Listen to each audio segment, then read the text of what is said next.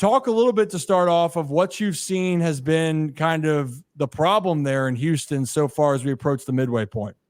The thing about the Astros is that the frustrating point is that it's mostly the same roster for the last several years, right? It's mostly. And so, the expectations are that players are going to perform at least close to what they usually do. And if these guys are close to what they usually do, then we're in a place, meaning we being the Houston Astros, they're in a spot where they're far better than they are now. Now, last time I went through this a week ago, they were 9-15 in one-run games, right? I don't have my updated stats on that, but that's not going to do it. And then they have a bunch of pitching injuries, which is now caught up with all the postseason time. It has a lot to do with it. This postseason stuff is an extra 20 games a year, 18 games a year, plus spring training. That shortens the window, and guys get tired, and so that can beat up on the arms for pitching. But the major issue with the Astros is depth. First and foremost, we talked to this a year ago. It's depth. They don't have anything past that first layer. But the change between 2023, 2022, and 2021 isn't just the general manager, right? It's the manager. Yeah. And while I'm not talking about necessarily Joe Espada as a bad baseball guy, what I am saying is there's somebody in that front office who is messing up that lineup because Joe doesn't have any control with what he's doing.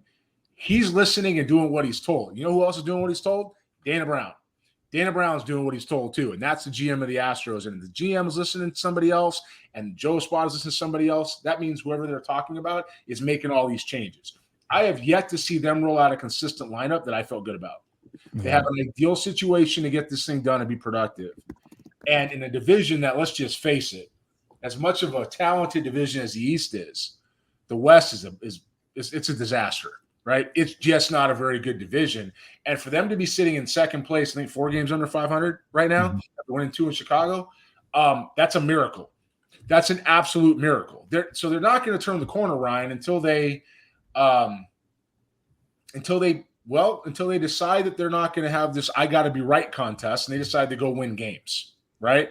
They got to get Alvarez back on track, and they got to put Payne in the 2 spot. After that, we'll see some good things happen. Yeah, and I mean, it's a team, like you said, that has a lot of talent, right? It's not a team that lacks talent, especially in the offensive department there. And I think, Brad, you have your next question there because there's one guy specifically that everyone knows Kyle Tucker's having a great year. But, Brad, I think you kind of alluding to that this lineup does have some firepower.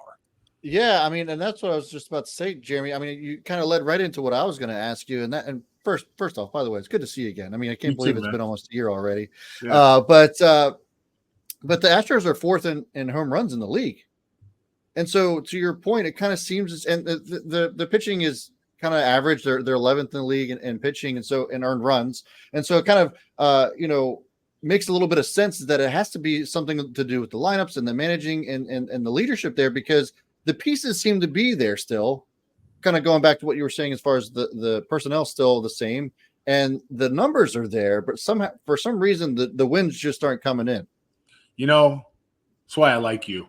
That right there, that was good. And so I'm gonna go ahead and say that while you identified that was problem number 1, there were 2 people in the Houston media. All right, listen, you guys know I say it's coming out. I say what's on my mind. That's the way it works. There's 2 people in the Houston media that said the lineup was problem 201 on a scale of 1 to 200. I think that's a miss at this point, okay? And the lineup is problem number 1 because, as you said, the pitching should be good enough. Should be good enough. It would be better if Javier and Urquidy weren't out. Should be good enough to keep them in the game. Night in, night out. That's good to keep them in the ballpark, right? Something's gonna happen. Sometimes it'll be better, sometimes it'll be worse, but there's a turning point that can happen there. The lineup is just, it's out of whack, and you have guys that are confused. We're writing Jake Myers as an all-star. He's not an all-star. He's a 4th outfielder, right? As good as his May was, his June is just as bad. At least it was last time I looked, right? It's the other way. That's called regression to the mean. Anybody else ever heard of that? Show of hands? Yeah. Right. That's called regression to the mean, okay? So when you have a guy like Chas McCormick, he's got a little thick. He's got power, right? It's a below-average defender in left field, but it's enough. But he's going to swing and miss. He doesn't deserve to play every day. Where's your help? Tucker's out, you got an issue. So why are we not stacking our better players at the top of the lineup if that's what we're going to do it with? And Jeremy Pena has been grossly neglected out of that 2 spot. Now, with that said, last night, I think, so you guys, Ripken, Orioles, Baltimore, right? That's what we're talking about here. You guys had a manager there some time ago by the name of the great Earl Weaver. Y'all guys, we remember him. Oh, yeah. Very, very quiet. So this whole 3-run home run thing, like, this isn't new. This is like recycled, like, and the Orioles, as dangerous as they were at the time for 162 or 144, whatever they were playing during that time period, there wasn't a whole lot of parades. Dangerous for the season, a whole lot of parades. And the Astros are playing right now for that 162. They're not playing for the postseason. As you guys know with your club out there, which is a very good club and will be good for a while, there's playing in 162, and then there's playing in the postseason.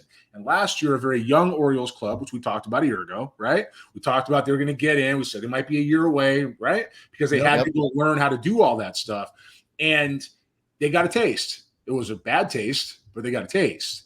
This club right here, this front office change is really about, let's go win 162 and see what happens in the postseason. So let's talk about this series then for a quick second. Rocco, you want to talk specifically about who is, I believe, is starting tomorrow as it pertains to the series? Who's the projected starter for tomorrow as it pertains to the series. And O's fans, I'm sure very few of them know the Astros pitcher who is going to potentially most likely be on the mound for tomorrow.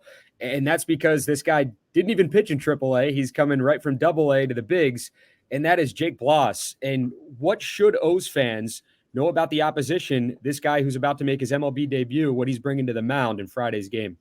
It's not often anymore, especially with a shortened minor league window. We see guys jump from AA, right? Certainly a pitcher. I think that says 2 things about Jake Bloss. Number one, he's got some ability. Clearly, he's got some ability. He's got some things that we're going to find out about when he arrives, as far as how he protects his fastball and things along those lines, right? The show you have to pitch in the big leagues. The second thing is, it's his first day, and he's missed a level that you need to play at, which has now such a big gap between AAA and the big. Just not be that big a gap, man. It is miles between AAA and the big leagues now. So if I'm O's fans, if I'm the O's players, I'm intrigued, right? I don't know what I got. I got somebody who may not understand the moment, who knows that right where he is. He's obviously going to be pitching at Minute Maid Park, so he's going to be at home in air quotes. But Houston's a long way from Corpus. I mean, it's a long way from Corpus when it comes to talent, it comes to execution. I think you're looking for a guy that's going to try to get through the lineup 1.5 times. I don't think they're going to burn him. I think that if the Orioles get up there and they swing early in counts, I think they're going to have a chance to have some success. Conversely, if Bloss can keep him off balance and keep guys guessing and velocity hunting, he might have a chance to do some stuff with him, right? I mean, the Orioles are a really good fastball hitting team. So if he's able to turn around and pick and choose when he throws a fastball in the zone, because those guys aren't missing in the strike zone, right? Orioles hitters do not miss fastballs in the strike zone. So if you're going to turn around and you're going to try to go after a lineup that is that accomplished, and they are accomplished hitters when it comes to what they can really do, you're going to have to get through 1.5 times and hope for the best. So, if I'm the Orioles guys, I'm ambushing velocity early. I'm making them beat me with something else, and we're going to turn the page and see what we got. What the Orioles just did, I mean, to Heel and to Zach Wheeler in back-to-back series, I mean, the Phillies and then you have the Yankees throwing out their top-of-the-line guys. Obviously, we expected that, and those guys combined give up 15 earned. Now you're looking at a guy that's coming from AA up to the bigs. You kind of touched on it there, but how do you truly see this going for Bloss on the mound? I mean, he's really getting thrown to the wolves. Well, it's lucky for you I'm not an Astros homer, because I can tell you the truth, right? I think you have an Orioles team right now, and this is probably the biggest part of the game that people never really talk about, and really they know they're good. They know they're good, and they know they have a window of going to be really good now, right? And so you got this guy Bloss that's going to look in on these dudes and be like, and I just think the moment